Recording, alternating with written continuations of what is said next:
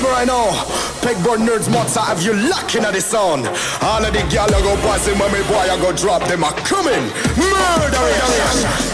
Me a the burning fire and natural born killer. When me bust into flame, watch out some might sting. You better turn it, I am make the bad boy bigger. When they come around, we all go on them. Listen to the word and the fire you catch in the middle. When the flames get higher, put up your gun fingers. Return all of the fire, it's a bad man single, give a sign. Pull your gun finger trigger. Gun finger trigger. Gun finger trigger. Gun finger trigger. Return all of the fire, it's a bad man single, give a sign. Pull your gun finger trigger.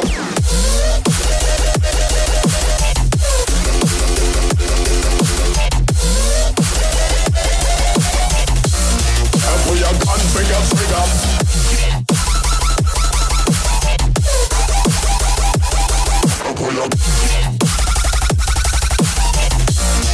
Pull your gun finger trigger.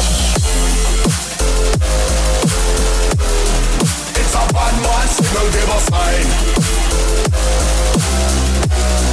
Pull your gun finger trigger.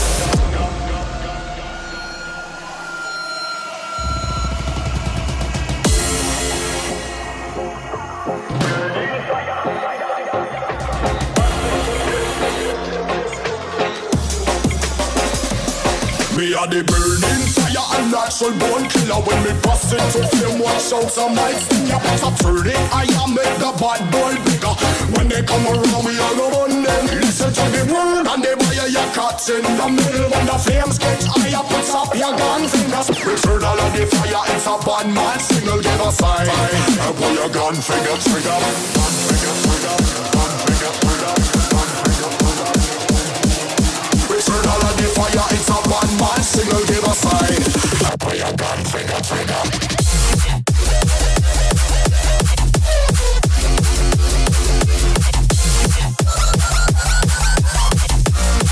Pull your gun finger trigger.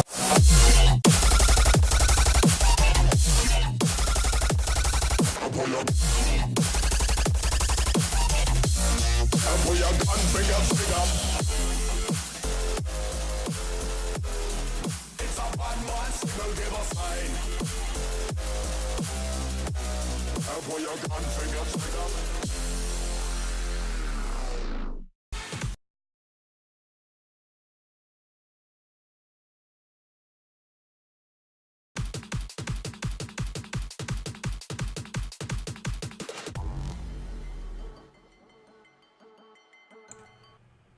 Well, thank you for joining us, ladies and gentlemen. My name is Kyle Corvus Crow, joined at the desk today by Jeff Zadeschner. So we're getting ready for a little League of Legends rundown, some action coming at you. It's the round of 8, and it's a clash of the Titans as we've got Johns Hopkins University taking on the University of Washington.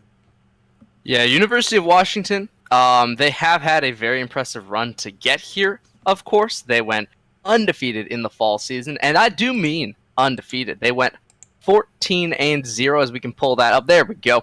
14-0 on the season. Winter Invitational, they dropped in the round of 16. And that's a pretty good run for the most part. So far in playoffs, they take down Ventura, Carleton, and Waterloo, which we did see on stream, I believe. It was Washington-Waterloo. That was quite an interesting matchup. JHU, though, absolutely no slouch either. These guys have been, I would say, some of the most dominant teams we've ever seen, right? Mm-hmm. They won the Winter Invitational. They were the grand champions, undefeated in Junior Varsity's Winter Invitational for very good reason. They are absolutely crazy when it comes to macro play. Super clean team, super well played on the most part. They were undefeated as well in the fall season. Playoffs, both of these teams haven't dropped a game except for the fact that JHU won the Winter Invitational, and Washington did not. They fell in the round of 16. So we'll see if that makes all of the difference or not. You know, these two teams are, after all, right, incredibly, incredibly talented teams. For them both to go undefeated, somebody has to go home, though. Right? Yeah. You can't just keep going for forever.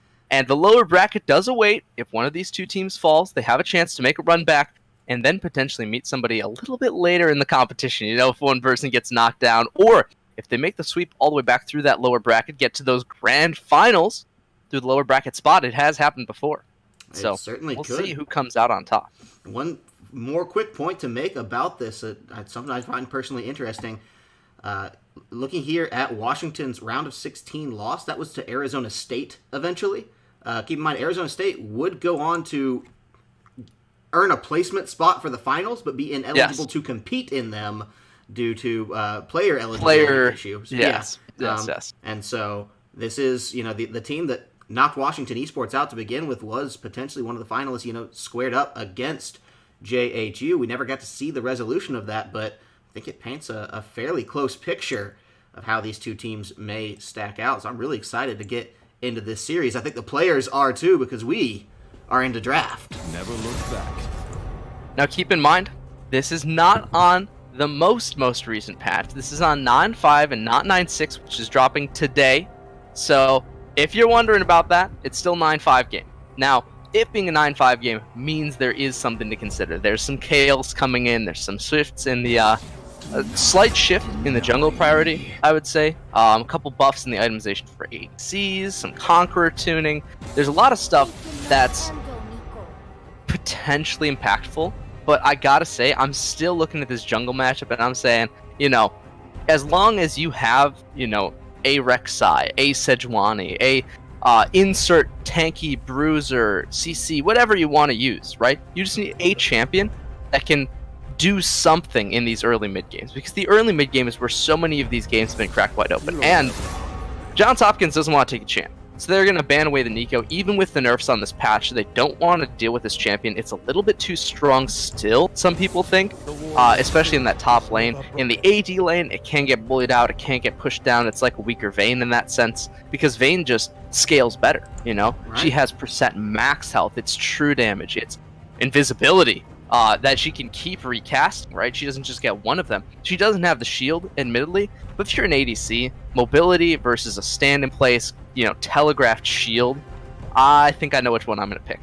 Anyways, Xin Zhao ban, Vladimir taken out. Another extremely strong 1 versus 9 champ. Not going to be given over to 25th Soul or to James. They don't want to take a risk in that mid lane or that top lane. I think, realistically, it's pretty solid bans from both sides. Kha'Zix, something we haven't seen in a while. Yeah. It's not generally played in competitive play that often, right? It's usually a counter pick, or it's usually a, once the jungle pool has shrank a bit, you want to lock in the Kha'Zix. But it has had some pretty good results, right? We've seen it in a couple of the more minor regions. Vietnam has played a little bit of the Kha'Zix to great effect. Japan has played it a couple times as well, but it's not always super successful. It's a very hit or miss champion. So we'll have to see if Night's Dawn can get the aggressive early game. He is known as a Kha'Zix player. He's got quite a few games on that as well, though. So locking it in early, and the spectator bug. Oh, Bane of all casters. Here it is. That is okay. This happens sometimes. Yeah, always a little tricky when it happens early, right? Because we could speculate on other things so let's if we have more information. The picks that I would get in counter to this, I think, if you want to deal with the Kha'Zix, you can go for the Rek'Sai early. You could think about the Vi even, or maybe a Xin Zhao or a Jarvan. They're all quite okay against him. They don't necessarily win, but in the 2 versus 2, which is really where you want to fight him, you don't want to be isolated in that jungle against him.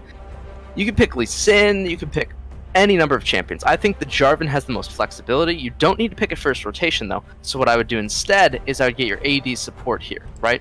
Lock those two in, and then realistically, once you get AD support, you can probably actually just deal with it. Sure. So, yeah, it's get probably a Thresh, I would say. Lucian's already banned out, so you want Thresh Ezreal. That's a very strong lane. That's an incredibly good scaling composition. You've got the aggressive support. If you want to take fights early, you can go for a Thresh with maybe a little bit more of a scaling... Sorry, not a scaling pick, but an aggressive pick. We don't have to go for the Lucian. We can opt into something along the lines of a Caitlyn or an Ashe. Those have been successful as well. And if I really had to bet on it, I would say they're going to opt into the Thresh for sure. If they don't, it's going to be Alistar Sivir, of course, right? You don't want to go to the Alistar Sivir first pick, but they're not going to. They're going to go for a mid lane and then jungle support in the same role. They have not gotten an AD at all, on either side. So with the Malzahar versus the supposedly Lissandra mid. That's not one of the matchups I expected to see here. No. I think Malzahar he's a good champion. But the problem oftentimes is Malzahar is, of course, extremely limited mobility and extremely one-dimensional. He's an ult bot. That's what he does. Right? Lissandra's like Malzahar, but she has a couple other dimensions. Are we on a second spectator bug? I think so, yeah. Just it reconnected us right to the next ban phase, and here we are. So Okay. Well, we get to break down we're some of the solo lanes, though. we're Yeah, you know. doing the PowerPoint right now. That's okay. But Lissandra is a Malzahar, right? She has slightly worse wave clear, right? Malzahar auto pushes the waves. She has to throw the Qs. She has to do the damage. She has to stay in lane a bit longer to get that clear off. But she does also have an escape tool. You know, she's got the Ice Claw. She also has the ability to roam a little bit better because of that. She can jump over walls with it. She doesn't need her flash to engage with the ultimate. I think that's what makes her a little bit better tier than the Malzahar, given the fact that the Lissandra was picked first. I think Johns Hopkins were opting for the Lissandra, right? This is the same kind of champion for both sides, but the Malzahar isn't all bad. It's an auto push champ. If you can get the Lissandra, force her under turret, you know, corral her there, take the jungle pressure then, right? Then you have the 2 versus 2. Then you can say, okay, we can take this fight. Lissandra's going to be late if she shows up at all. And if she does come early, then you just back off, right? She's losing minions. She's losing pressure. So I like the pick in the sense that it will be able to shove a little bit better in this early game. But I have to say, if they don't capitalize with Kha'Zix, of course, if they don't take those invades, those 2 versus 1s, those jungle pressures, it's not really going to matter. I'm expecting an AD focused bans, of course, from Washington. I think that they're going to ban probably towards anything that they're not going to pick. So if they're going for the Ezreal, they're going to ban most likely the Caitlyn Ashe. They could also opt into something like the Vayne ban. Of course, Vayne has been quite proliferant in the series. With Lucian off the table, with Miko not in the picture, I think highest priority is obviously the Ezreal, right? Ezreal Morgana, it's really hard to gank that lane, really hard to deal with it. You can also ban the Sivir if you really don't want to deal with the super late game scaling, but there are quite a few options on the table, and without seeing the rest of the bans, it's hard to tell where they're actually going to go with it, right? Can be tricky. We talked this Malzahar Top laners- point up and down. One thing I want to touch on is, you know, you and I have cast more JHU games than probably anybody else this season, just by merit of the fact that, you know, they won the Winter Invitational, right? It would make sense. It's that we've true. seen them. They were just in a lot of the later games. Right. And with that, one thing that was always bound underneath it is a semi-aggressive jungler with a decent standalone top laner. And anytime Malzahar was in the mid lane, this was his recipe for creating so much pressure with this Malzahar and just auto-pushing and sneaking away that Rift Herald, and we've lost it. So we're going to find that out. Okay. Exactly what's in the rest of this. I guess the lobby closed and went to game without us. Okay. I've never had that happen before. No, that's a first So- for me as well. So we'll, So we're gonna get into game really quick here, Mhm. as soon as we can, and see what those champions are actually going to be now that they are selected. Sure. But yeah, that was derailed kind of in the middle of saying that you know, the team heavily relies on Rift Herald. They generally tend to go to that 16 to 18 minute mark, snag that Rift Herald, crack the game wide open, and then, you know, win in a matter of minutes from there. And I think the Malzahar is definitely an integral part of that strategy with the pressure that it can create. And here we are into the game. Number They one. did opt for the Ezreal. The Sivir was left over. That's kind of expected, I would say, because, you know, the Sivir is not a super high priority pick. It's not something that is, you know, 100% going to deal with the Ezreal all the time. The Nami helps it out a lot, though, right? The Nami and Sivir, you're never going to push these two out of lane, so the bet is now from Washington, right? It's not that we're going to win the lane. It's that we're going to have a good enough time that it doesn't matter that we don't win the lane. We don't have to push them out. If we land a lucky Q, kill the Nami, sure, fantastic. If we don't, who cares, right? We got an Ezreal. We got double tier Ezreal scaling out. Because, after all, this is not today's patch. After today's patch, there will be no more double tier Ezreal. So this is one of the last games you are actually going to be able to see double tier Ez at all. Yeah. Unless they bring it back, right? And I think double tier, right? I really do enjoy the build. I think that hybrid builds are something that was kind of lost to time. I'm not talking about Jax building Rageblade full tank, that doesn't really matter, right? I'm talking about like old Jax where you had, oh, it's not just that you have, a Gunblade, but you have Gunblade and then you have Atmas and then you have, sometimes even something super AP heavy, a Void Staff or the like. That's really where the interesting builds come out. When you can make a champ hybrid, not make it overtuned. Ezreal might be a little bit overtuned, it's true, but hybrid builds are always the most interesting. If you can't pull them off, if they're not allowed to be in the game, they generally tend to fall out of, being interesting things, and whether that's a balanced decision or not, we do not have very many hybrid builds left in the game, if at all, and we don't even have champions that could go one way or the other, right? We don't even have the ability to say, oh yeah, you remember AP Tristana, you can go AD or AP, no, that's gone. Yeah. AD or AP Master Yi, that's gone too, right? None of these things matter. Top lane though, what does matter, Irelia is still really good at level 1 trading. Yeah, certainly, and Tachibana, somebody who done fairly well holding his own throughout most of the games that we've seen a couple times, and really prolific top laner can put out a lot with very little support in that lane. But Yorick against this Irelia 25th Soul is probably going to be the best top laner he's faced this entire tournament, and so it's got to be on his guard with that one. They're trading fairly evenly right now, at least in the CS discussion, but does have to be careful how much he's willing to extend out in there. I think as the Yorick, he's holding his own well enough, and I'm just not sure if that's going to be able to hold when Nightstone gets a little bit interested in that top lane. But meanwhile, it seems like they found Sunex. Want to chase him off. He gets that Scuttle Crab, walks right on out in the way, so a little bit of jungle information shared there. They're going to know where each other are. Both top laners going to be on the alert for some kind of sneak gank, and I think things should back to return mostly to normal here, except for seeing this very large CS build-up in the bottom lane. This pretty big advantage off the rip for Trendy on this Ezreal.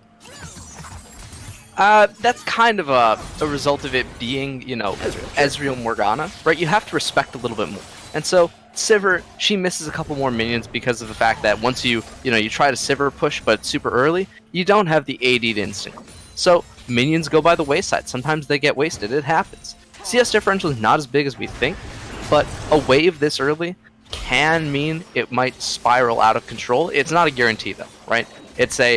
Right now, they're pretty down. So, to get that back, of course, they're going to try to shove it in. They're going to try to reset the Ezreal. He's not the best at clearing waves, and the longer he is forced under turret, the more likely he is to drop some CS to these minions, to the turret combinations, to just being pressured out.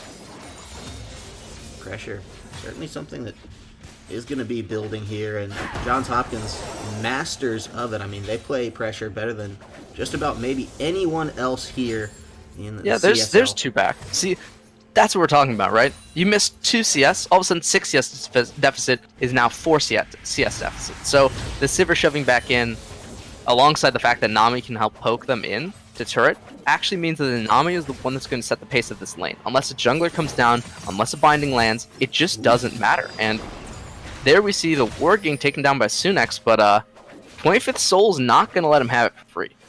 No, and makes a punish on that one. That's some good jungle information. That's actually going to free up a lot for Nightstone here. Now to make some decisions about where he wants to ward, what kind of priorities and pressures he wants to set up, and he's on the right side of the map to do that. That Infernal Drake could be fairly key early on for whichever team. It's a decides to Kha'Zix, though. Take it. I mean, it's so hard to take the Infernal Drake at this early in the game. I'm just saying to lay down the wards, of course. It's true. It's true, right? More importantly, though, you want to see him take a great path, invade into the Elise's wolves. He gets that. That's a pretty free thing, right?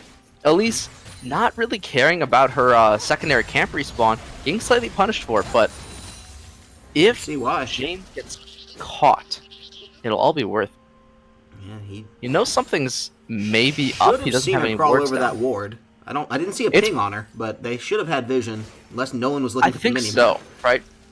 There's no way she actually. Oh, maybe there is. Well, it's 2 Double flashes, stun, chain the lands onto CC. Yeah, that's going to be it. The first blood comes down. They almost disrespect let it walk away, but he does fire off his own flash for that and goes down at the end of the day. So it's a clean pickup, if not a little expensive, from the side of the University of Washington. They will put that one up for themselves. They did get both sums, right? They did get both sums already. The TP had already been used, and then they got the flash. So in that sense, I'd say, actually not too bad. Double flash, sure, it's a little bit expensive, but at the same time, right, if you can shut down the Malzahar even a little bit, if you can stop his push, you can stop him from just taking over the mid lane 1 versus 1. And you mentioned specifically, right, the Malzahar auto push pressure. That's so crucial for Johns Hopkins getting jungle advantage, getting their early plays. If they don't have that, we have never seen how they play when they don't have that. Well, we're seeing them play right now very aggressively in this top lane. 25th Soul, can you get it? Finds it, yes, with the flash. Tachibana Kanata goes right on down.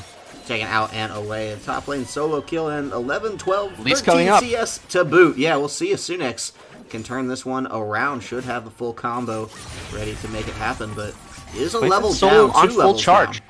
The teleport top lane, he's coming in back to try it again. Easy. That's a nice clean pickup there. Sunex did get a little low for it, but at the end of the day was never in that much real danger. It's a nice spell shield. Keep the Dark Binding off of James, make sure that they're going to get this Infernal Drake because they know, hey, Sunex in this top side, that's an easy clean pickup, and 4 members of Johns Hopkins now. Maybe they're looking for a little bit of trouble, but everyone on Washington says, no, we'll back away.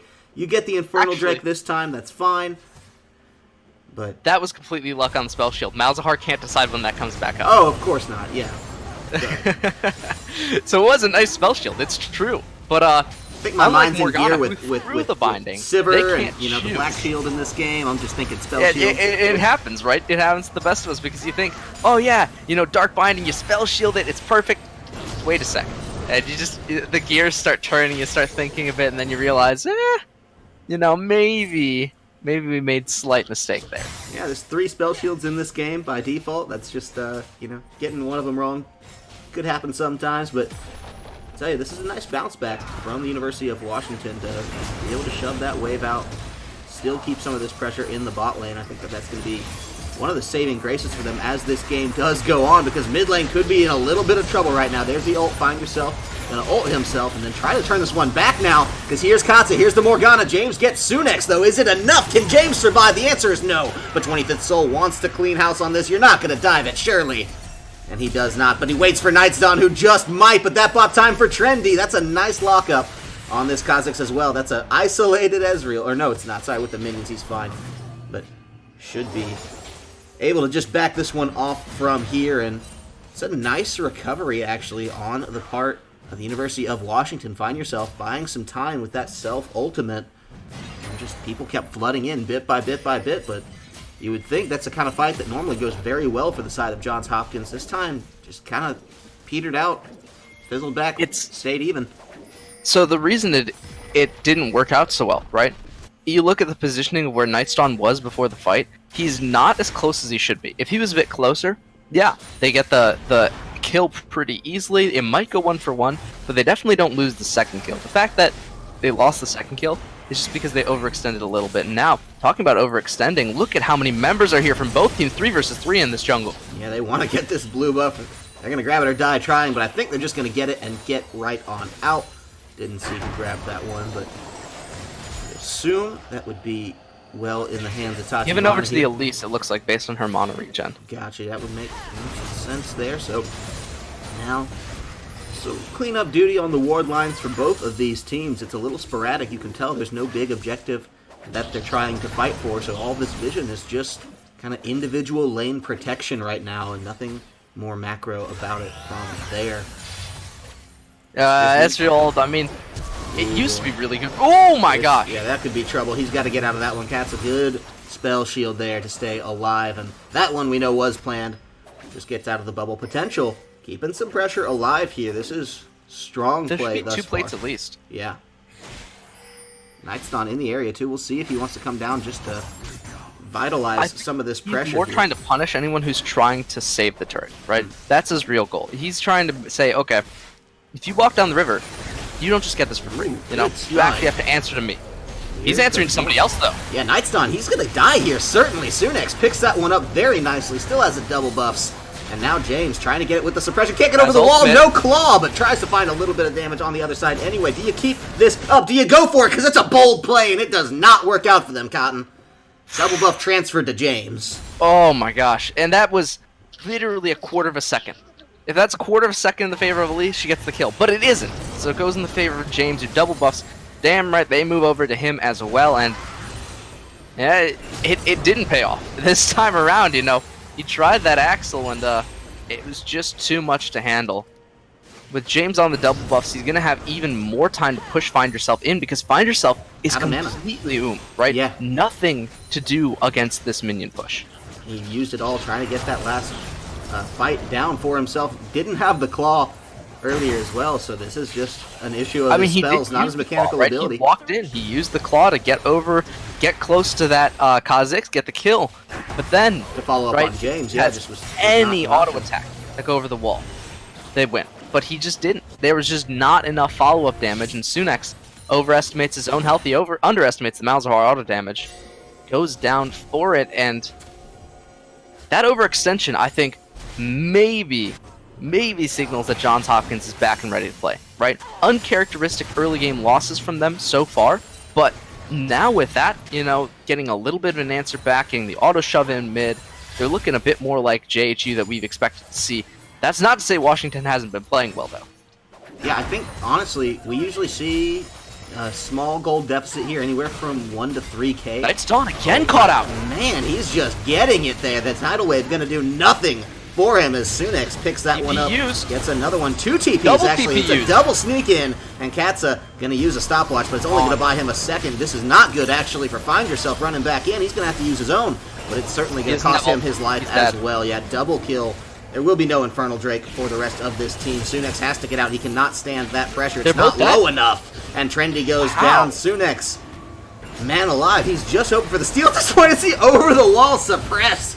Beautifully done. Tees it right up, and 4 picks up his second kill of the game. Beautifully done. Johns Hopkins immediately in the driver's seat here, and you look at that. Tachibana didn't even touch this one. He said, I'm just going to try to save top tower here. That's all I can do, or try to save the push on a tower, rather, because you're not getting any gold anywhere else. That was such a breakdown on a total team level that Johns Hopkins was able to push onto the University of Washington. So, the way that broke down, right? Another brilliant pick on the Kha'Zix. They have a great ward line, they push it up, they get a kill onto him. The single TP, they can deal with. The problem is, it's a double TP. It's a great macro play, because everyone expected, it's just gonna be, right, this Aurelia. You don't actually want to say, you're gonna throw Malzahar in. That doesn't make any sense. You're saying, okay, Malzahar TP kind of recently, it's probably Aurelia, right? They both come in at the same time. At that point, anyone who's near the pit is dead. Morgana stays near the pit. The problem is, if they just give up Katza, it's a win, right? You get the jungler, you have the pressure, you have the steal, then the pit is yours, because you're the ones with the smite. But they stay around. Find Yourself way too deep, doesn't have his claw, doesn't flash early, he gets killed. As soon as that happens, they should peel, run, give the Drake, but they continue to fight over it. They think we still have the smite. 3 versus 4, though, they've got 2 suppresses in a sense. They've got, a bunch of CC. You really can't be there. JHU, again displaying that they have no fear, but they have no reason to. In a 4 versus 3, it's pretty much just free. And so, they take that fight, they take that dragon, second Infernal of the game, take a gold lead for the first time in a long time as well. Tachibana smells something in the water, knows he needs to get out of this one, but the tower not going to be there to retreat to. So maybe just going to try to get the damage down onto 25th Soul. He's playing it very well, though, knows exactly where that is and could be coming from. And Knight's Dawn will take the kill credit, but this could be the Rift Herald coming out now. It has to be. Yeah, Sunex will be taking that one for himself.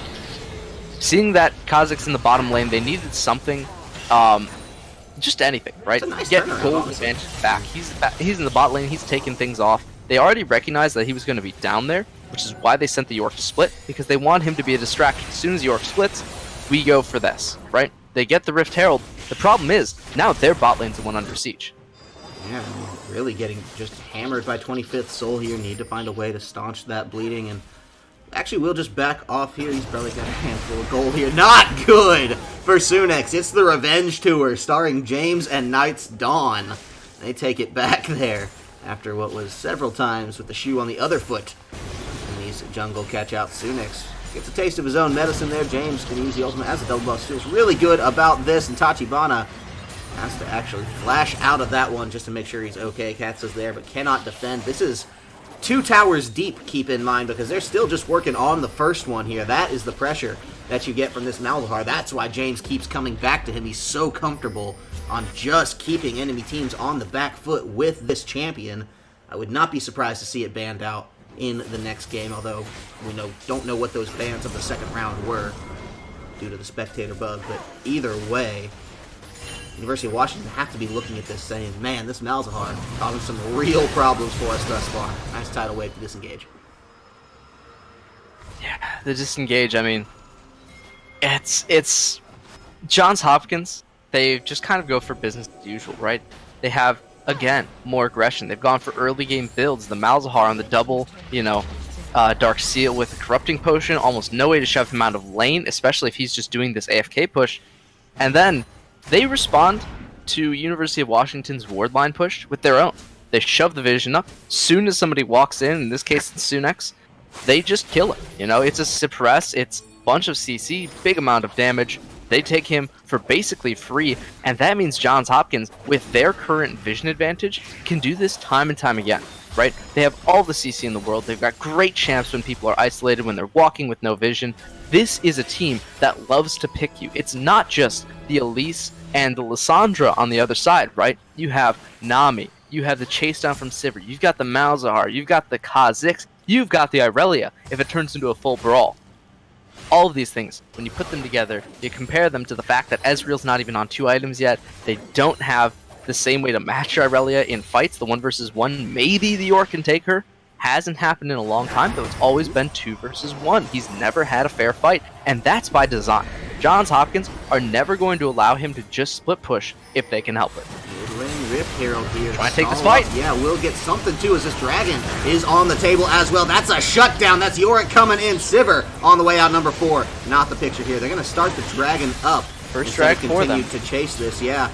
Kha'Zix leap, no smite. This is not going to be something to come in with. It's a clean dragon thus far. It's a nice takeaway, but look at the top lane. They have to get in there quickly. This is the teleport from Find Yourself. He's going to try to get in there, stop this one out. Nightstone on the pursuit, though. Wants to keep this fight alive. The Rift Herald continuing to fight the tower. Keep in mind that James gets the kill. Tachibana's down. Can they turn around on the Nightstone? No, the ultimate gets him safe, but Elise is still there. Doesn't matter. Does go down for it anyway. And what a pickup across the board. It's an ace for Johns Hopkins, University of Washington. They get the dragon, but they get slammed everywhere else. It was a 5 versus 4. They get a pick. It's now 5 versus 3. None of the other members die. The problem for University of Washington, indecision, is the real killer here. They do turn around. They try to make this not a fight. You can't turn around versus the team, though. You can't try to run away. You see exactly what happens there. The Malzahar does insane amounts of damage. If you just let him throw spells, you don't turn, you don't fight on his face. If they had turned, if they had fought, maybe they could have won that. But they just didn't. Nobody's on the same page. They all get run down. And in this meta, if you're the team with your back to the enemy, you're the team getting shot in the back. Starting to look like a much more traditional Johns Hopkins game. Took a little while to get there, but it's always that 16 to 18 minute mark that they just break things wide open, and well, it may have been trending that way a little sooner now. Things definitely seem to be broken wide open. University of Washington, not just on the back foot, but maybe on their backs entirely, have to defend this one. They have the tools, they have enough wave clear, but the pressure might just be insurmountable from what 4 and James will be able to put out here. And split push from 25th Soul has been quite excellent thus far. I mean, we saw Find Yourself teleport to the top side to try to hold that tower, right? Get out of the fight, this mid laner did, and was not able to hold, was dove under tower, destroyed. So 25th Soul certainly on the up right now. Item-wise, he's feeling good that he can take on anybody in this game, and has second best CS in the game, actually, only behind his ADC. So it's not like Tachibana can go back to his old tricks of just holding out this lane so easily now. This is going to be much tougher of a split push to kind of mitigate, especially without 2 towers to fall back on. This Baron is starting to look a little bit like the last hope for University of Washington if they can try to win a fight around it. Should Johns Hopkins commit? I think Johns Hopkins are a little smarter than to leave that kind of door open. So the interesting thing for me is, I talked so much about the Lissandra in lane, right? And how she's a bit better than the Malzahar in terms of the lane, if you can stop his push, if he kills minions. In fights, though, right? It seems like nobody actually wants to punish James like that, right? In lane, you punish him by killing his minions, then his damage output decreases dramatically, you know? There's nothing he can really do then. But if you just let him have minions, if you let him have his E up, if you let him have great uptime on all of these abilities, he does so much damage, and so does the rest of their team, but they can't find the pick. Night's Dawn barely scrapes out this time around. Baron doing his damnedest to help them finish the job, but wasn't enough at the end of the day. And yeah, they do have that on lock, but they just don't have the vision. Yeah. It's an odd place for a back as well, Night's Dawn. You thought maybe he'd retreat full onto a brush, but knew he was safe in his ward line. Knew he would see any and all challengers that did approach, and had plenty of bodyguards in his teammates to hold them off if that were the case. Anyway. I was expecting it a bit earlier, I was expecting it as soon as he jumps the wall. You throw it at the Baron buff, he has to go out in a very narrow window. Oh my god. Bad news for Katsa. Again, right? The Malzahar's sitting in jungle, JHU. They just want to pick right now. And the Malzahar is a free kill every time, right? It's instant point and click CC, plus it's a suppress. Nobody is a QSS except for Lissandra. So if you pick anybody else, they're instantly dead. And they do that again, right? With Morgana now, there's no Black Shield, there's no protection for the CC. Sunex is going to try to get over this wall, so it's a fairly decent time to go for this Baron here. Only better would be to have the jungler dead, but they'll take what they can get. If it's protection, that's something else anyway. They're going to try to find more 25th Soul. Yeah, he's patrolling the back line, and mercy me, he's getting the damage down on it early. That's going to be Sunex going down. That means the Baron definitely now in the sights of 25th Soul. Going to get turned around here. Doesn't matter. James finds Trendy. They're going to find more as the Baron Nashor does go down. 2 already dead on the side of the University of Washington. Only 25th Soul down for the side of Johns 10k gold lead. Where did this come from? I mean, just materializing out of air, right? Those 6 towers, those 10 kills, the CS advantages. Plus now the Baron that they built for themselves all adds up to a pretty penny here. And Johns Hopkins, no stranger to how to use it. This is where their pressure comes alive. This is where their game gets cemented as dominant. Because Mercy, they are just taking the fight right to the door of University of Washington. That's going to be 1 inhibitor, probably 2 on this push overall. They kind of kicked the door down. Yeah. Everyone now is up. We'll see what they can do to defend from the University of Washington, but if it's not this push, it's the next one. And that's the real issue, right? It's not that they lose instantly. It's what do they do to not lose? How do they make a team fight? Take the team fight and win. The Irelia doesn't have a peer on the other side. There's nobody that's been able to 1 versus 1 her in fights, you know? We're not even talking about, like, in the split push anymore, because, yeah, you know, the York can stop splits, but in the fight, 1 versus 1, York is losing. Lissandra is losing. The Ezreal would have no chance. He doesn't even have it close to the second tier. The second tier isn't even built yet. 850 gold, you know, he needs that first before he can even think about stacking anything else up.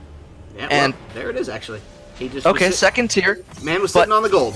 Oh no, 24 minutes in. He needs to have most of his second tier item already finished.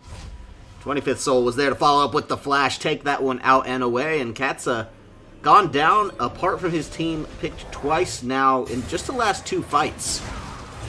I say 2 fights, we saw 1 fight, potentially another one coming up should Johns Hopkins be in position to punish. They're really not. They're closer to just getting this dragon off the objective, keeping the split push alive in the top lane, but still 2 key catches here for the support now of the University of Washington. And 4. Yeah, 4 deaths in total, but Mercy, it's not where you want to be. You look at this Irelia, right? When you're walking away, when you have Maiden minion wave, you know things are a bit bad, right? If you don't actually have the ability to fight her with Maiden minion wave, I don't know when you're actually going to fight her, because she has damage. She has a bunch of AD. Yeah, you're going to bring your support, and that's how you're going to fight her. You're going to bring the CC bot, and they're going to bring the flash. Yeah, that's going to be Trendy going down. No chance at survival there. Has a tier, but can't make the cut, and that's the inhibitor going down for it as well. It's a huge minion wave here. All together, 2 inhibitors down now. That's the second one, and top tower not healthy either. It's a quick, clean rotation that they can make, and they feel pretty damn good doing it with Trendy not in the picture. So these minions might be the last one this base will ever see. Johns Hopkins has their say about it. This tower going to be the first piece to fall. That's just one smackdown from 4. He's going to find that one. The minion will finish the dirty work for it. Now Find Yourself tries to go back in when he knows he's not getting out. But that's going to be the bubble. It's going to be nicely dodged out, but it's only buying time. There's the tidal wave. And it's going to clip just the back line out of this one. Tachibana very low. The teleport is in. This is certainly going to be the game going down now for the side of Johns Hopkins. We thought University of Washington could be the team to bring them to their knees. We thought University of Washington might strike first in this game and give them a bit of a shock. It's not gonna happen. Johns Hopkins marches confidently through to the first game, 27 minutes on the clock, and they make a statement against the University of Washington. That statement is, you're gonna have to bring more than your A game to win, right? They have a very solid team composition. I didn't think it was going to work out because of the potential lane mismatches, but again, right, even when Johns Hopkins loses lane, right? And they've lost lane like this before. They do lose lane occasionally. They do lose early game.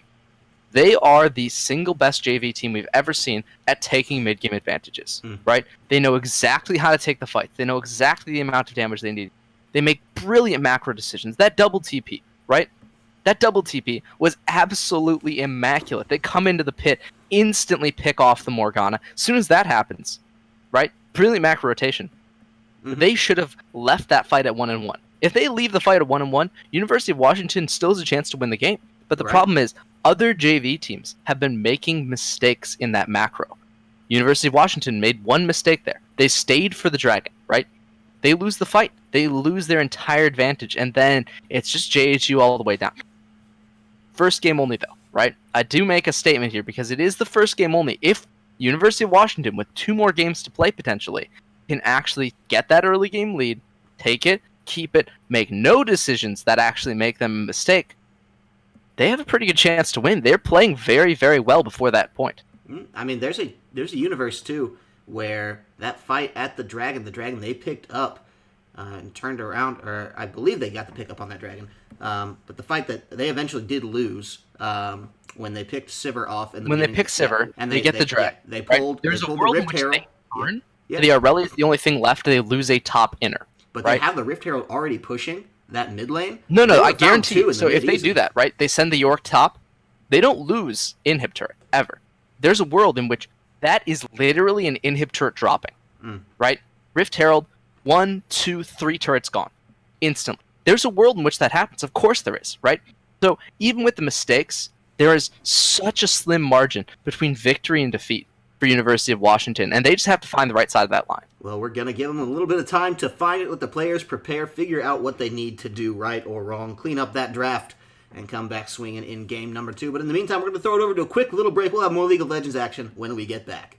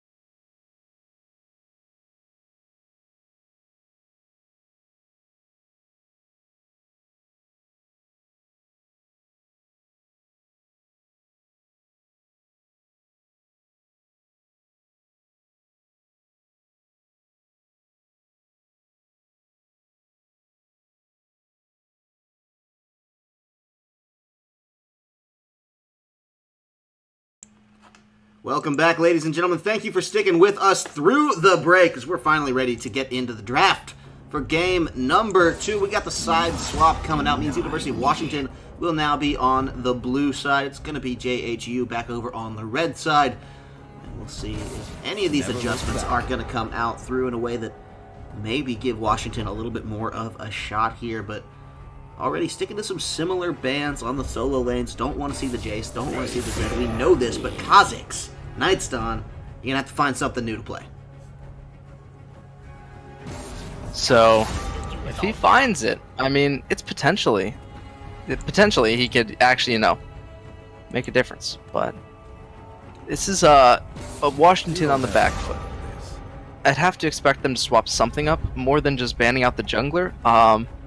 Otherwise, James is going to take Malzahar again, right? He's shown himself to not really care what the enemy team is picking or banning. He just opts into this matchup. Yeah, feels like it. The Lucian banned off here. Tachibana has the immense pressure of first picking whatever necessary for his team. Let's see, really a takeaway. They don't want 25th Soul having that one, so it's actually a double blow to the composition here now. Johns Hopkins going to force him onto 2 separate things, and I feel like whatever they were expecting, it might not have been that. 25th Soul could just as easily play the Yorick back around into the Irelia. He knows the matchup, he knows it well. We'll see if that's something they do choose, but they've left the Malzahar open, and they say, look, we don't care if you counterpick it. We know you can't beat it. James, feeling really comfortable on that, says, no chance of this one getting banned out in the second ban phase. Let's pick it in the first phase, and doing so early just sends a message. Yeah, and it's, again, he's not fearing anything. The Hecarim, love it. They're going to go for an aggressive combo. They want the Hecarim to half-shot somebody, and then the other laner, whatever it's going to be, does the other 50% of their health bar. I'm going to expect, because of that, they're going to be looking for something in the neighborhood of a dueling top laner. Whether that's opting into potentially the Aatrox has really been the other pick. If you're not going for the Yorick, the Urgot, completely out of meta now, so it's got to be Aatrox. Riven has showed up a couple times. That could be a pick as well. Realistically, though, I think I like the Aatrox a bit better than the Riven. I'm not super sold on either one, but if you have to make me pick, I'm going to go with the one that can respawn, It's less risky, because once you take the 2v2, if you do get focused down, you pop the ultimate, you die, you come back up. That means they've expended a bunch of damage, a bunch of utility into you. You're still coming back to life. They got to do it again at the very least 2 to 3 spells. Whereas if you're Riven, sure, you're going to have a bit more mobility, you're going to have maybe a bit more early pressure, but you also have a lot more risk. You go down, you're dead. There's no way you're coming back up. There's no way you're helping your jungler out. Well, now for 2 champs that depend a lot on the early game combos and, slamming into their opponents with a bunch of damage, I gotta say I like the one that respawns more. I mean, realistically, though, this is now something in the second ban phase that maybe University of Washington will be turning their attention to. It's going to be solo lane focused. I really doubt they're going to hit the support pool too hard here. Potential was very good on that Nami, but banning it just feels like a little bit of a waste when there are so many other great candidates on the table, and so I would be expecting some solo lane bans here. Maybe that Aatrox comes under fire. The Jax, the first one off the rip. Something 25th Soul has been seen on this season, but we'll see whether or not they finish this one out. It could be that Aatrox you were talking about. I think it would be a relatively wise ban in this situation. Yeah. Because they're only banning top and support, right? And just banning the Nami out doesn't make a lot of sense. The Alistair, though, maybe telling a little bit about one of these go picks. Well, they have the Sivir, Sivir, so right? banning the Alistair says, okay, you don't get Alistair Sivir. You have to play something a little bit more impactful in lane. And with the Braum ban, I'd have to expect they're going for a Morgana here as their first pick. If they don't, I don't really know what they would select, right? The Morgana seems to be the ideal pickup against the Braum. Nice. Okay. Interesting. Jarvan support. Okay. Okay. So no chance of that being top it for could 20 be Jarvan Soul. support. I think it might be. It's not guaranteed, but the Jarvan support has been played a bit. It's actually pretty okay in terms of, getting in, doing damage. It's played a lot of tank a lot of the time, so the CC is pretty consistent. It's not the worst pick, but it is also kind of inconsistent. Against the Thresh, you can get flayed out of things, you can get hooked when you go too far. Might be wise to flex the Jarvan, take the Hecarim, put him top lane, put the Jarvan jungle, select that Morgana. That would be my ideal resolution to this scenario, right? They've got Thresh, they've got Lux, they've got Lee Sin. These are all single ways you can get caught. Pick up the Morgana, take Jarvan, put him into the jungle, put Hecarim top. That's still a very good lane. Hecarim can play against the Irelia, that's fine. Lee Sin versus, Jarvan. Sure, Lee Sin's a bit faster, but the Jarvan also clears relatively well, and that is indeed what they're going to do. Yeah, looks like your prediction's coming to life here, Morgana. That new redesign. Something going on here as... Oop. Client bugging up here. We'll see how that resolves. Sorry about all that. Hmm. We're gonna just run this one back. Looks like, well, we already know the picks, the bans. Yeah. So, no time to sit around and speculate is the good news. Hopefully they can be quick to the gun on this one. And saying, does everyone remember who I was gonna play right now? I would hope so. Never look back. There's always that one player, they're sitting there playing some browser game, getting the Osu reps in between. Keep that hand warm. I get it. Looking at you, Fort. Osu does not keep your hands warm for League. I can confirm this. It does not help at all. In fact, it probably hurts you a bit more. But it does work for Counter-Strike. So if you're a Counter-Strike player and you're not on one of the hottest Japanese rhythm games ever to be introduced, I suggest you get on that. Anyway, back to slightly more relevant topics. We got the Aurelia, of course. We have, realistically, I would say... Hang on, what? No, you can't. What? Okay, I'm going to assume that this has been cleared in the rules somehow.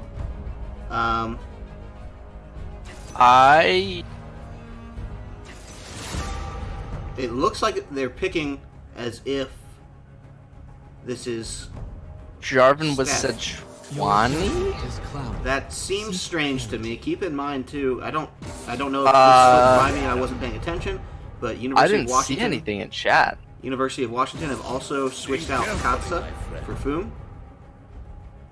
And I don't know if that was the case in this last turnaround. I think I would have noticed that. No, Katsa's mid now. Oh, yep. Strange, indeed. I don't know what just happened. Okay, so their mid laner is changed. Support's going mid. Thresh, Foom. Sejuani is picked, though? Yeah, you know what? This is a little strange. We don't see the Jarvan. I'm super confused. Yeah, I assume they would have cleared this with one of our admins, and that's going to be... I'd hope so, otherwise this game's going to get reversed. Yeah, I mean, everything seems... As long as the players are in agreement and they play the match out, too, that does count for something. Obviously not not every case if you're listening and going, oh, really? All we have to do is trick the other team into agreeing and we can pull... No, you can't. No, it does get overturned. Yes, but if this is seemingly legitimate, then that does shake some I would things say the up. vast majority of tournaments don't have a hard set rule about, if the match gets played out, we can't do anything. Right. I mean, very, very... It does come down to some There was admin discretion there. There was a go for law like that, right? Hmm. They had subbed in a player where his 0 was actually now an O. We didn't notice. Totally different guy. We checked the ranks. Yeah, it went from being a Platinum 4-ish player to a Diamond 2. The ringer. Sure. And after the match, we were lol kinging because this is back in the day of Go for lol, so we were using lol king. And we noticed that, and I was like, guys, did I copy this wrong? And he's like, no, you copied that right. That dude's actually Diamond. And we contacted the tournament admins, and they're like, oh, well, huh. Yeah. Huh. Yeah, you can't just toss in a ringer. Can't just quit and then toss in a new dude into the lobby without mentioning that's a substitute. Well, And that happened, and so we both got DQ'd. oh, great. That's, yeah. It's a great solution. Great solution. You get punished for that one. Beautifully done. No. We didn't get punished for it. The game had already happened, and they didn't have time to switch us over to the new game, which was already supposed to be going on. So Go for lol. Remember, they only ran for like a day, so they were super quick tournaments. They were on a super tight time schedule, Mm-hmm. So understandable, right? It does happen. Impossible decisions for a TO to make, but it does. It's happen. possible it's the same guy, right? He just switched accounts. And, they were the same name, right? How many people have the same tag? Yeah, I mean, who knows? I have interesting stories actually about the same tag existing in like very, very weird places, but we'll get to that. I actually did run into somebody who, funnily enough, used my... It was a tag... When I first created the account, I've got a 5-letter account name, and I use 0 as an O, until one of the big resets came in where they cleared a bunch of old dead accounts. I got just the O, very clean-looking one. Well, some years later, I'm playing, and I run into somebody who has the same name, but with the 0. But with the O? Which is... They made that account after my name change. Yeah. And I had somebody actually contact me about my account because I had, of course, a different name, and then I got the name I actually wanted, right? Which was a shortened version. It was just the name. I waited 2.5 years, by the way. League's policy is someone who hasn't played for 2.5 years, you can get it. So I waited until like season 5 or something, and got the account name. And then somebody hit me up and they were like, hey, that was my account name. I'm like, that's cool. I didn't play for 2.5 years. Yeah, keyword, operating word here is was. Oh, just like Tachibana okay. might be a was here in the top lane. He's not going to finish. He's alive. Okay. Yeah. Still, holy cow, 25th Soul. He's like, stop talking about your names, talk about the games. We got action, boys. I mean, he has definitely recentered us on some action. It's Hecarim, right?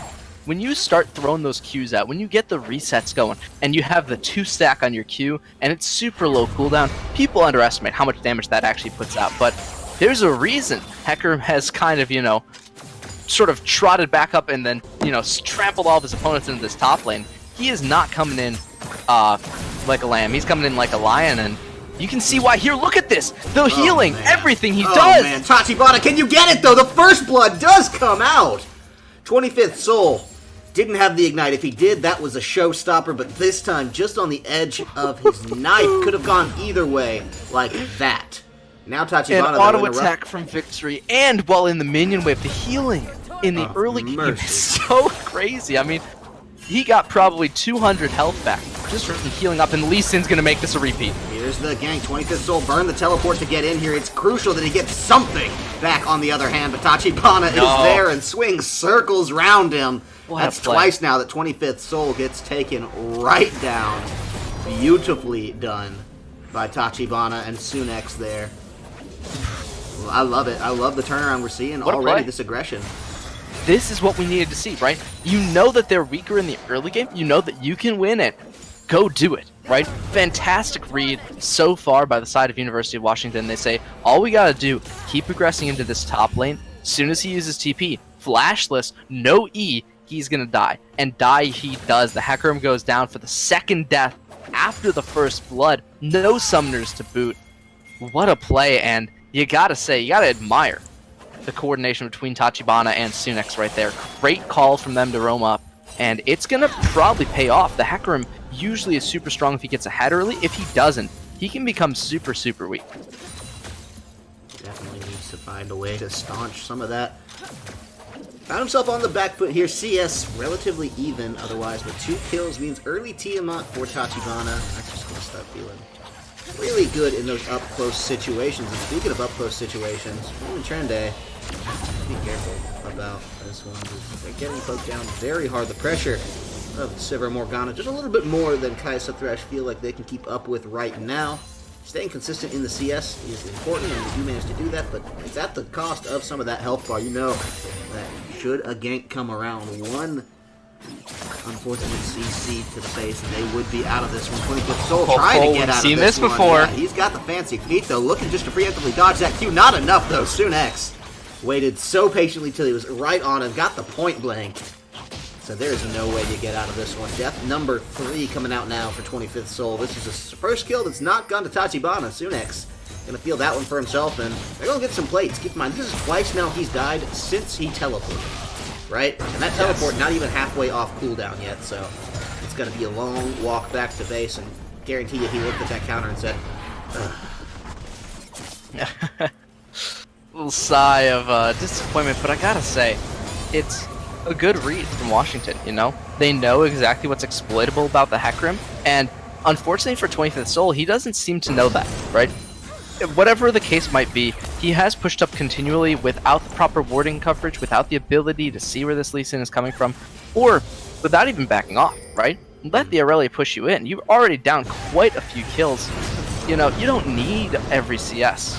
You just need to stay kind of close. And the farther he goes down in kills, the farther away they get in total gold.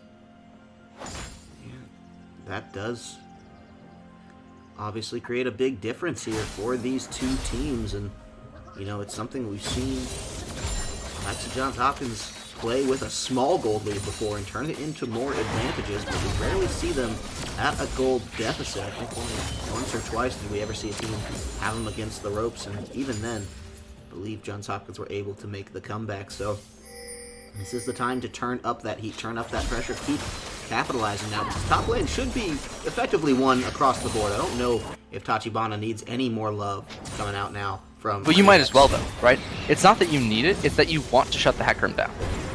Okay, so the question is... this could be a kill. Yeah, I could be just eating my words here. Look at the turnaround, the Yeah, disrespect. Wow! 25th Soul just proved me and evidently Tachibana wrong very heavily in the solo. So here I'm sitting saying he doesn't need the help from Sunex. This might be the repeat call. Hey, get in here, buddy. Now James gonna be knocked back. It's a beautiful Lee Sin kick. Yeah, right up front. He's gonna try to get the suppress just to hold this off, but there's certainly no way he gets that one. Sunex picking up the kill. Maybe wanted to give it to Katsa, but unable to at the end of the day. And that is all right. A second kill on a Lee Sin. He's an early game champion, or early to mid game if you can get that scaling on early, or soon enough rather. Would be not the worst thing in the world to have that kill in his back pocket. An assist for the Lux as well, and a little bit of CS room to breathe. All make for Sunny Skies. A pretty good feeling overall. No ganks coming through the spot lane. That will just be right backed off, and the ward line would have probably punished it there anyway. So this is now University of Washington seeming to fall back into a little bit more of a comfortable groove. Going to patrol some of those camps, they're going to catch their breath, maybe go back and get some items in some of these lanes. We've already seen Katsa do that, actually. That Tabi starts off. It's so strong, right? Tabi, remember we used to talk about this last season, the season before that. I used to talk about this season before that as well. Tabi is very, very strong, right? It's such a strong boot starting at so many auto attackers in the top lane that oftentimes it fully nullifies their advantage, right? The problem is, when you're confronted by a non-auto attack top laner, he's got Tabi, you don't, right? Hecarim, his damage comes from his Qs, you know? It's not really auto damage, it's not really, you know, repeat auto attacks hitting you. So, for him not to be able to be countered by the item that he's building while being a champion of your exact same class is kind of crazy. So, yeah, Tabi disproportionately strong in certain matchups. This happens to be one of them. And there's a reason it's rushed out. You know, he's plenty of damage on the Hecarim right now. He can still kill the Aurelia, and all he has to do is live. So getting one boot for 1100 gold that not only gives him move speed, which is his damage, but also gives him insane survivability, super, super gold efficient. Definitely key here. You can tell that despite being 3 kills down, only 100 split between them, with most other factors being reasonably equal here is a good sign for the likes of Johns Hopkins, but Mika Soul have an unfortunate rendezvous with Sunex here. Does have the ultimate if necessary, trying to pop that one. That'll be the unstoppable right over the wall. Very well done. And now here from downtown does come Katsa there, but mid lane is left open and alone. Sunex probably not going to be able to get there to defend in time, which means that person priority will be in the hands of Johns Hopkins here. Means turret plating to be at least one more here. That'll be a nice chunk of change for them, and can still just threaten the between tower dives with this Sejuani. I love it. Yeah, it's a pretty large threat actually, because after all, with Sedge lurking around, you don't really know where she's going to pop out, but if this Malzahar gets an ultimate, it's a guaranteed kill, right? Mal's ult, chain that with Sejuani, you just walk at her. And they're going to use that threat, the threat of a kill, to pressure in towards these plates. Nice start off, actually. Beautifully done to get James out of that one. Sunex on this Lee Sin looks like a completely different player, but it's not enough to stay alive versus Nightstone. The Lantern, not enough time. Means they're going to trade 1 for 1. They'll take out the mid lane Malzahar. He'll get an assist for all his trouble. But Sunex does fall, and eventually that kill going to Nightstone might be just what the doctor ordered for this Johns Hopkins squad. Tachibana has to be careful. Nice stun. Just gonna get his blast cone taken away. That's all that's gonna come of this one, as they both return to the top lane. Yeah, I mean, even with an extra damage item, right? The Aurelia has a Tiamat to the single dagger of Hecarim. She hard loses this fight. That's the problem, right? That's the problem with, you know, being able to build the Tabi and just having the extra, you know, bonus damage to speak of, because you're just not taking it. You know, in the fight, in the duel, you take less damage. And whether or not that's going to be a huge factor, I think it's going to be critical enough that the Aurelia will not be able to solo him still. That's the real problem. Even though she has an advantage, even though she has all of the, you know, kills and a bunch of gold and good CS, you just can't solo out a Hecarim when you don't have Tabi. And with Hecarim's mobility, just the ability to stay constantly threatening any lane that you would want to split push does become a fairly large issue there. He can get there quite quickly. The teleport, obviously, something as well, but you're not going to find too many situations in which James is forced to defend a split push from Tachibana here, right? That's just not likely the case yet. Plaintiff Soul will be the one. Sonic Wave landed. Yeah, just decided not to go for it. Maybe he's a little bit nervous that's of getting down. Oh, James didn't have ultimate. I was actually waiting for the ultimate to come down right there. I think he was as well. He saw his opportunity, but without the ult ready and off cooldown, couldn't exactly take advantage of it. So he wants to find a dive in the top lane. You can tell he's going through there. I don't think he's spotted by any vision unless his marker is occupying that space that would otherwise be used. So good read from Tachibana to just get right out of that one. Knew something was up, and that's gonna be a turret. Yeah, which is so the minions having to fight the finish the proxy in the wave, but yeah, we'll be able to come and get this turret. It's about half health right now. We'll go a little further down and get another plate off of this one. That's obviously the fun. I think that's the whole thing. Yeah, this is it. There's no teleport from Tachibana. There's no way that I think he would survive even if he did. So gonna have to play that one close to the chest. And first turret's gonna go down. James effectively unattended in the mid lane. Now this could be getting worse still if Boom punish any further for this one, but I think they'll be able to back that one off. So first tower does go down now into the hands of Johns Hopkins. They'll take that one for themselves. Feel great about it. Not really a whole ton of punish. They've got two. Okay, hang on, maybe more to come in this bottom lane. The fight does break out. Yeah, Boom is here. He's trying to get it going down. Sunex, what can you do? The answer is nothing. And now James is here. He's not going to be punished for this one. A double kill coming out already for 4. And Katsa, otherwise preoccupied in the mid lane here. That's going to be the slow. The barrier force should mean he's okay. But James is ultimate. Yeah, this is such a no pickup. Flash. It was 5-1. Now it's 5-4. Make it 5-5. That's trendy. I don't think he's getting out of this one alive. May just. Nightstone. Might. Some pretty heavy aggression. Does step back in, but heals it off.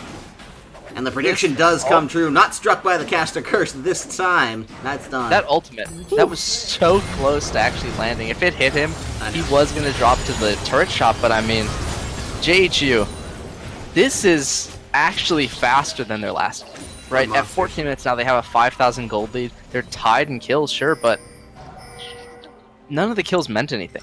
The Hecarim's still insanely strong. He's not able to be brought down by the Aurelia. He's not able to be dueled out.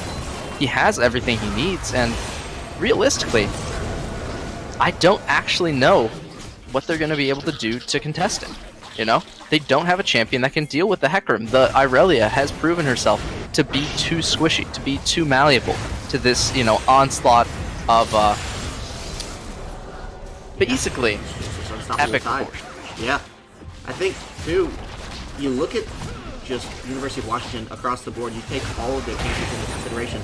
None of them are in a particularly bad place, right? Except for maybe the Kai'Sa there, if you look at just comparing him to the Sivir. Yeah. Kai'Sa's a really bad AD right now, yeah. But just in terms of the game itself and the state of this particular match, you know, you look at it and say, okay, you know what, it's 5-5, like we gotta be down some gold, but certainly we can still win this, right? That's what's so tricky, is that was probably the mindset they had going into those last few minutes of fights after they lost the towers and so forth, but it just gets so tricky because you can't come into that with that mindset against Johns Hopkins here. If you're not full gas pedal all the time, you take your foot off. If you're not just accelerating, a moment, yeah, they're right. If going you're not to punish. accelerating, you're getting pushed backwards. That's the problem. And they were accelerating for a little bit. They had great pressure on the top lane. The problem is the Lee Sin stopped going. If you kept camping that Hecarim, the Aurelia would be winning. The Aurelia would have a hard lead over him. There would be absolutely nothing he could be doing against her. The problem is, if you let somebody back into the game after super early kills, they obviously have time. They can obviously get back. And that's exactly what's happened here.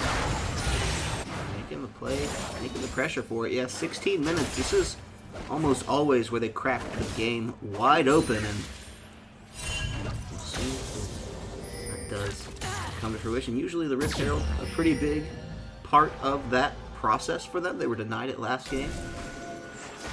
This time, some interesting attention being paid around this Mountain Drake. They got the first Ocean, but there's a lot of wards there. They don't feel like they want to run it down just yet, especially while Tachibana, probably still the biggest threat on the side of the University of Washington, has a teleport in the top lane and can start the split push.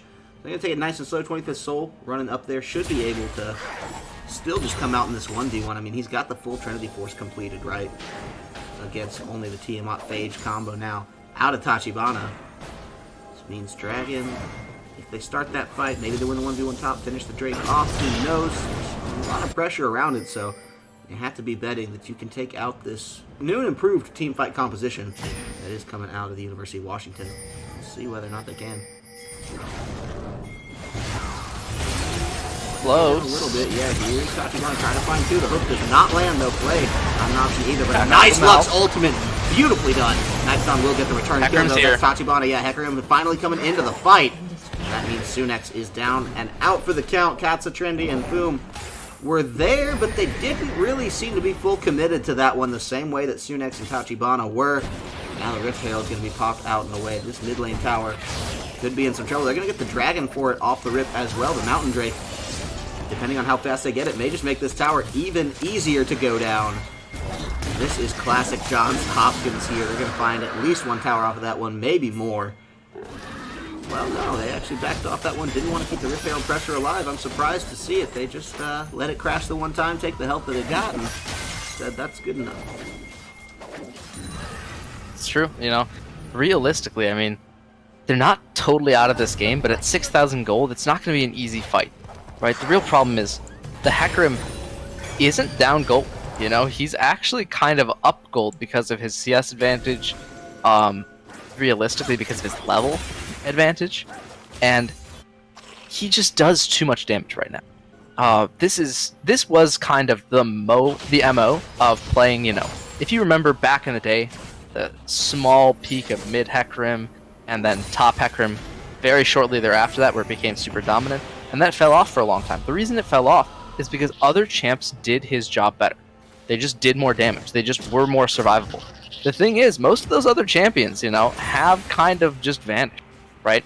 He was popular back when Tank Echo, had just been removed, and there aren't very many, cruiser-style champions left. The Urgot is gone, the Aatrox is nerfed, the, Riven, very volatile if you want to pick it. So, given all those things, he has kind of made a name for himself, at least in the solo queue sense.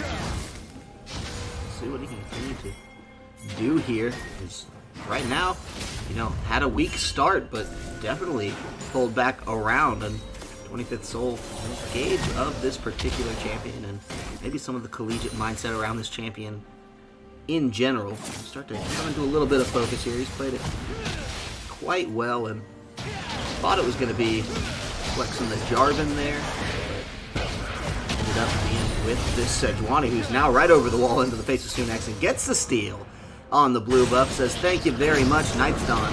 Such an excellent jungler. You can tell that even with all the early priority, the gank power, and the mechanical prowess Sunex was able to display, he's not been able to keep up in some of these more macro decisions in the farm.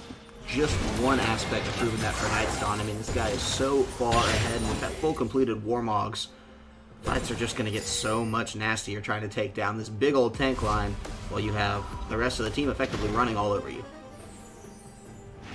Yeah. Doesn't feel good. This 20 minutes into the game. Baron's live now. Yeah, I mean, 7k gold down. Slowed down quite a bit, actually. Yeah. I think that's the most surprising thing, right? Is usually, you'd expect it to be a little bit more forward-focused, after you get a gold lead. They usually just kind of keep fighting, but so far, they've been very content to just wait until the side of Washington fights. They don't want to take any advantages, and so instead they say, okay, just live. As long as we're living, as long as we're not taking too many losses immediately, we're going to win the countering, because we have Hecarim, we have the Sejuani, we have the Malzahar, and they're just waiting for the engagements at this point. If, the side of Washington makes a move, they're going to be ready for it, but they're not going to take any fights of their own. Fights, yeah. Might just be delivered straight to their door. Don't wait around for it. X gonna give it to you. That might be the case here. Johns Hopkins can turn up the pressure, turn up the pace, and most of the time we see they're content not to. They like to just try to find one thing that's going to give them the advantage in their fight. Take it, monopolize it, turn it into a massive game. It seems to be kind of the way they're playing this one around the Baron. They know that wave pressure a little trickier, right, against a Lux who can clean that up very quickly, but they're responding well enough to it. What a preemptive flash out. I mean, that just shows you how scared Trendy is here on this Kai'Sa. It has to be, because that tower down now and more to come. Bad news now for Foom. He's going to get taken out of that one. Nightstone rampaging through, and maybe more to come. Sunex has to burn the kick defensively. Never great for the Lee Sin. 25th Soul going to cut off his retreat with the ultimate. Does get the Ignite down as well, which may just make the difference here. 25th Soul on the killing spree. The inhibitor's going to come down. No chance of survival on this one, but maybe more to come. Nightstone trying to get the back line. That's that Warmogs in action, man. He is so tanky. It is time for Thor to get right in on the Trendy. Wants to get this one. Sivir, can you do it? More to come as Tachibana's gone down with a nice boomerang pizza delivery right to the front door of the University of Washington, and Johns Hopkins strike hard.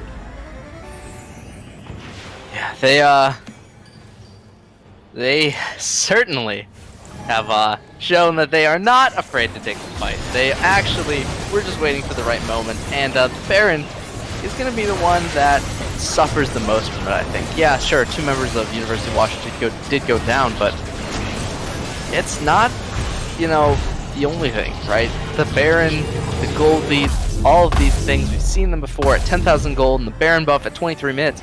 Inhibitors are going to start falling, and they're going to start falling fast. After they already have one, they're going to look for at least one more on this Baron push, potentially even ending the game. Pick up as much as they can, obviously, right on through. It's a team that usually isn't satisfied with leaving one lane open. They just come back for every tower, every shred of defense that you might have on the map. So now with this Baron buff, I would expect the top and bottom lanes be the focus of some attention here for the side of Johns Hopkins University, as the Blue Jays want to take the blue base for themselves, make it their own, reclaim that one, and this could be bad for Sunex. He's already hopping right on out of this one. 25th Soul just has to pick a target. He's trying to decide how to corral these ones best, but looks like a cowboy right on the top of his horse, moving them all around and on through. Nightstone, though, Knows he can tank a little bit, but this may be too much. In fact, forced to pop that defensive stopwatch. And will it even be enough to save his life? There's a Luxel coming in tandem. He does get a kill on the front end. Has not gone down yet,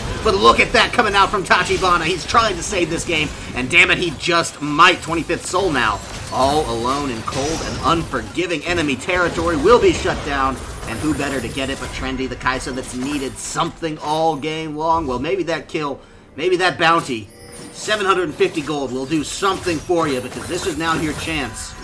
JHU have overextended.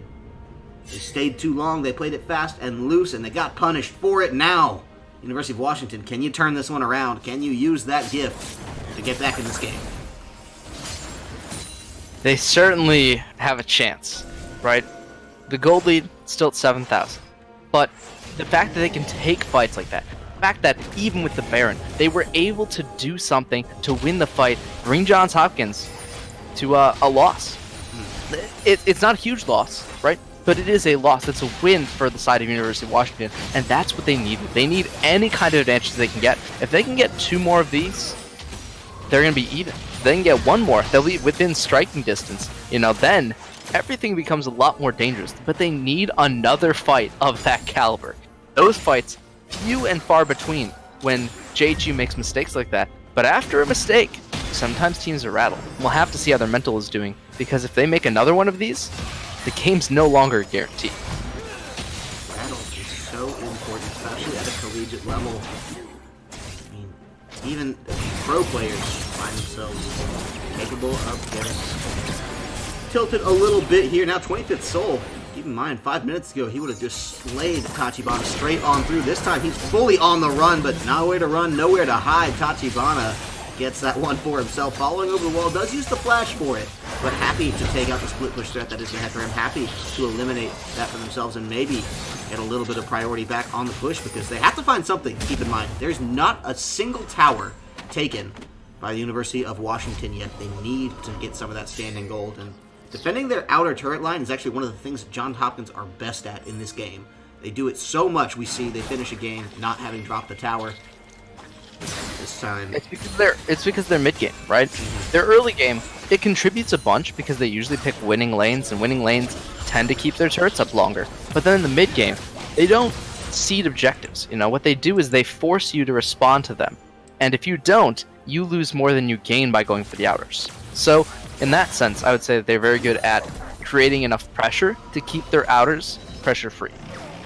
Their wave management as well, generally very good. As you can see here, Malzahar scooping bottom while Sejuani scoops top, the 2 waves that they don't have pushing with supers, and they're just going to keep shoving them out. Ensure that these turrets have as much of a buffer zone as they can afford. When you combine that with the fact that there's very few turrets on the other side of the map generally, it means that usually there's no way for them to push up, get the turret, without some kind of a telegraph play. Hard to say what that might be for the University of Washington right now, because they still just seem so defensively minded. They're just getting back what they can. It's one small reclamation at a time, starting with their ward line, then their jungle camps, then perhaps a fight around this dragon, but they know that one misplay could take it all the way down. And meanwhile, Johns Hopkins have other ideas. They're dropping the wards, they're getting their own control back down when and where they can. 25th Soul feels confident enough, and he's bringing up a decent minion wave in that top lane with him here. Last outer tower, or inner tower remaining, I believe. Can't tell. No, bottom is still up. Okay, so a couple more, yeah. I mentioned a slower paced game. This was already over in stunning fashion by this time last game. Keep in mind now, a full minute beyond Those that. are even. Yeah. It's just, Washington has put up a better fight at weird times throughout this game, because they put a much better fight in the early game. Really not in the mid game. In fact, the mid game looked worse than last one. It's still mid game, so bold as to right? say. Right. The thing is, now, it is still mid game. Okay, So sure. what I would say is, because it's still mid game, what we're seeing now, the Aurelia is actually coming online. Much like the last game we saw, the Aurelia kind of just took over fights. The Hecarim is. 1 second. Yeah, absolutely. Sometimes this does happen. It's allergy Sorry season, about that. ladies I and kind of gentlemen. just started coughing, and I couldn't actually stop, but now I am. So, the Hecarim, with just a Triforce, is incredibly strong. The problem is, especially with his chosen build path, he is lacking on the damage front. He is much more tank focused, and what that means is when he fights against the Aurelia in the 1v1, he's losing now. He is not just winning, he's not just able to split push. So unlike last time, where they could send somebody into a side lane, they could force them to respawn, Johns Hopkins is now having to actually go for the 5v5 when Tachibana's not there. If he is there, they can win still. So JHU looking for now picks instead of plays. They don't want a 5-man push, they don't want a 4-1, they want a pick. And setting up this Baron could be just the bait they need to get a hook. Early on, 4 has a long way to go to get there. They know they have the tank lines, maybe. 25th Soul and Nightstorm, those health bars, used to a decent still point. hitting. Yeah, 4 has come around now, so the full-on 5v5, everyone in the right positions, but Tachibana actually in a position where he may be able to not get there in time if 25th Soul does continue to push this go button. Boom, trying to get him on the back, but he's certainly going to go down as James picks up that kill for himself there. More to come. Tachibana, what were you doing? You were hoping to find 4, but now the rest of your team is getting slain. Sunex is gone down. This is going to be maybe trying to turn it back on the 25th Soul. Trendy will get that kill for himself, but it's still a 3v4 and not going well for the side of the University of Washington. That's another shutdown, and Trendy nowhere to go for. Right flash over the wall with him, but a beautiful flash to get out of that one on the hands of Kai'Sa. One was dash, one was flash, if I had to guess. I couldn't tell which was which because it was so... Ult was first, then came the flash. Yeah, so fast coming off the play, but either way, the end result is the same. It's the Baron buff going to go uncontested over to Johns Hopkins University. 30 minutes. They may be just setting up the initial death blow. Yeah, with the Baron secured, with everything in their hands, they absolutely can start the march of inevitability into the base of the University of Washington. The question is, will there be another last hurrah? Will there be another cry to rally, to break this stranglehold that they've been put into? And I'm not sure where it can come from. That's the real problem. The problem has been, even though they've gotten some good damage, even though they've gotten picks, right? They hook the Hecarim. They have no damage to follow up. They have no way to force this fight because when they go in, as we saw there, if they go in with the Lee Sin first, he gets ulted, he gets CC'd. The Sejuani ult follows up. They have so much CC overall, and there's nothing that can be done about it, right? They don't have enough CC to answer. They don't have spell shields to keep their members not CC'd. And so, with all of that in mind, the better CC, the better team fight, finally coming to the forefront, even though the Aurelia is super huge, even though this Kai'Sa is massive, they don't have a way to deal with it. 1 versus 1 now. Tricky situation here, and last time he put the way of Tachibana. No longer dealing damage. Yeah. 25th no longer dealing damage. No damage whatsoever from this Aurelia. Yeah, and now the backup is here. Not that it's even necessary, but will cut off the escape plan if anything else. Tachibana trying to get on the run here, but 25th Soul gets it. No help from Potential there. It does actually get the assist. Don't know if he ran over something or there was a black shield involved at some point or what, but now Sunex in some real trouble. He's got 3 people right in his face saying, you came to the wrong neighborhood, but this is his neighborhood. That's the bad news for him there. He's trying to get back on this one, but boom. He'll be able to get out with the box. No, that's the press from downtown. Max range double kill. Beautifully done. Nowhere to run. And that's going to be another one coming out. They want to get in on 25th Soul, but he actually still has the stopwatch. Hasn't needed it yet. 6 deaths, but does pick it up at that particular time. Knows he could be safe. Knows he could be saved. Knows that there's no salvation for the base of the University of Washington. They're absolutely going to get taken out here. Going straight on down. 32 minutes, 33 or so. But at the end of the day, it's Johns Hopkins. Another 2-0 in playoffs. And can anyone stop these guys? I don't know if that's possible, right? Johns Hopkins is, again, right? They get brought down in the early game. They lose some members. They lose some fights. And then it all works out, right? Yes. That's the real problem. It certainly does. Once I'm on your screen. Yeah, we'll get there.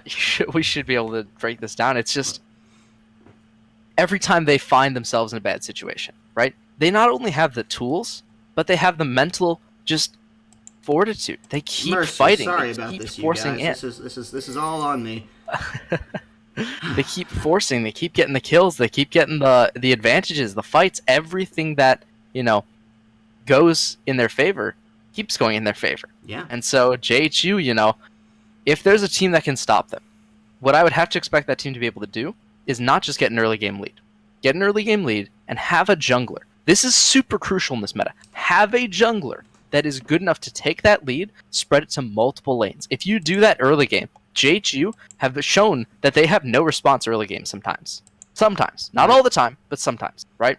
That would be the case. That would be where I would punish. But I gotta say, super, super good defense put up by Washington. They've come the closest we've seen to taking Johns Hopkins down, and they're going to have another chance to do so in the lower bracket. They move down there to try and make their run all the way up through the playoffs again to potentially meet JHU or another competitor in the finals. We'll have to see, though, who comes in for this this potential round of 8 showdown next time. Yeah. Coming up just this Thursday, I believe. Am I confused, actually? So is this not... Because round of 16, they played UBC, right? So would this not have been round of 8 already?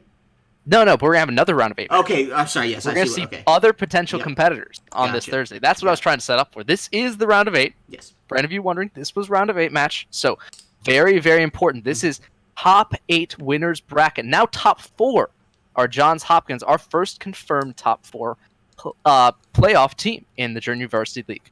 We'll see, who else comes to join them on Thursday. At same time, same place. We will have a little bit more League of Legends action coming your way.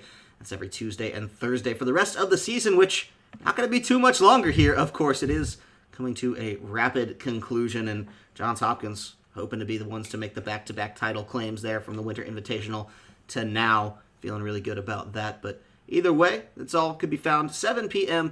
Eastern, 4 p.m. Pacific at Twitch TV/C Star League. Of course, after League of Legends, we always do have some Counter-Strike action coming your way a little later on tonight and Thursday nights as well. So if you like Counter-Strike, stick around. Tuesdays and Thursdays, of course. Can't overstate that. Ladies and gentlemen, I am Kyle Corvus-Crowe. I've been joined by Jeff Zeta Schneer. You can find us on Twitter at these lovely handles below our faces here. If you really want to, for some reason, I'm really really boring. Feedback, always. So with that, we are going to be signing off. Hope you have a great rest of your night. We'll see you Thursday as the playoff action continues.